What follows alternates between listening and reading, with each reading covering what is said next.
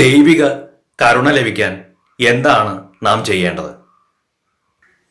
പുറപ്പാട് പുസ്തകം 20-ാം അധ്യായം 6 മുതലുള്ള വചനങ്ങളിൽ ഇപ്രകാരം പറയുന്നു: ദൈവത്തെ സ്നേഹിക്കുകയും അവിടുത്തെ കൽപ്പനകൾ പൂർണ്ണമായും പാലിക്കുകയും വഴി ദൈവിക കരുണ നിങ്ങൾക്ക് ലഭിക്കുന്നു.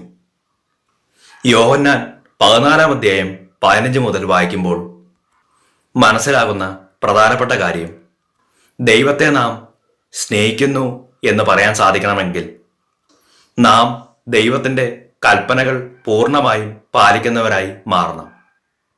ദൈവത്തെ സ്നേഹിക്കുന്നവർ അവിടുത്തെ കൽപ്പനകൾ പൂർണ്ണമായും പാലിക്കുന്നു.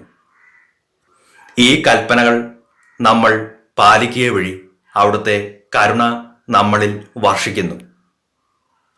മാത്രവുമല്ല, ദൈവത്തെ സ്നേഹിക്കുകയും അവിടുത്തെ കൽപ്പനകൾ പാലിക്കുകയും ചെയ്യുന്നവരുടെ മേൽ അവിടുത്തെ കരുണ നമുക്ക് മാത്രമല്ല ലഭിക്കുന്നത്, മറിച്ച് നമ്മുടെ വരാനിരിക്കുന്ന തലമുറകളുടെ മേൽ ദൈവിക കൃപ ചൊരിയും.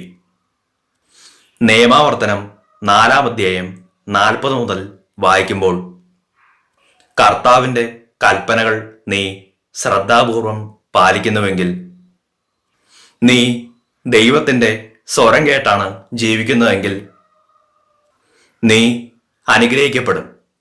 നിന്റെ കുടുംബം അനുഗ്രഹിക്കപ്പെടും. നിങ്ങളുടെ തലമുറകൾ അനുഗ്രഹിക്കപ്പെടും.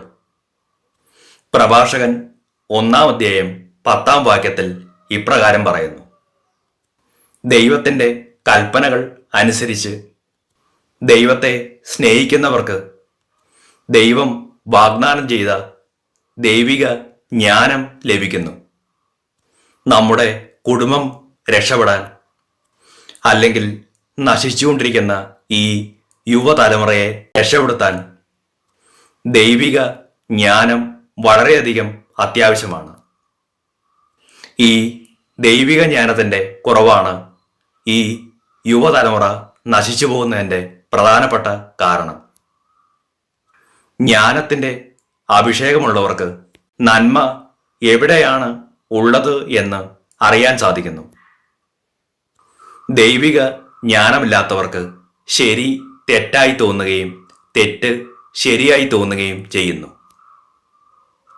ദൈവിക സ്നേഹത്തിൻ്റെ അളവ് കൂടുന്നതനുസരിച്ച് ദൈവിക ജ്ഞാനത്തിലും വ്യത്യാസം വരുന്നു. ദൈവിക ജ്ഞാനം കൂടുന്നതനുസരിച്ച് നമ്മുടെ ഓരോ കാര്യങ്ങളിലും ദൈവം നമ്മുടെ കൂടെ നിന്ന് നടത്തി തരുന്ന ഒരു അനുഭവം നമുക്കുണ്ടാകുന്നു.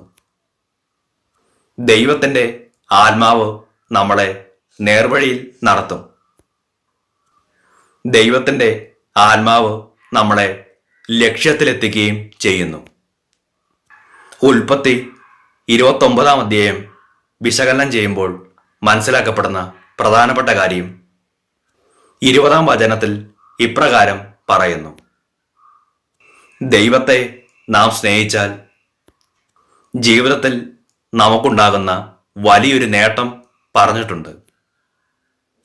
നമുക്കുണ്ടാകുന്ന വലിയ സഹനം ചെറുതായി തോന്നുന്നു.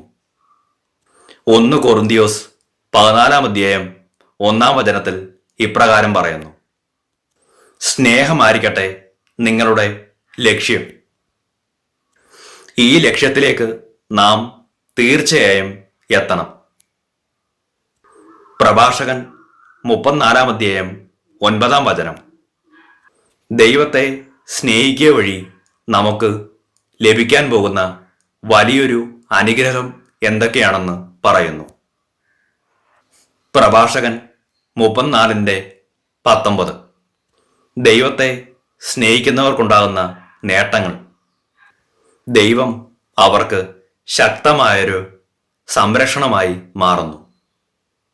ദൈവം അവർക്ക് ഉറപ്പുള്ള ഒരു താങ്ങായി മാറുന്നു.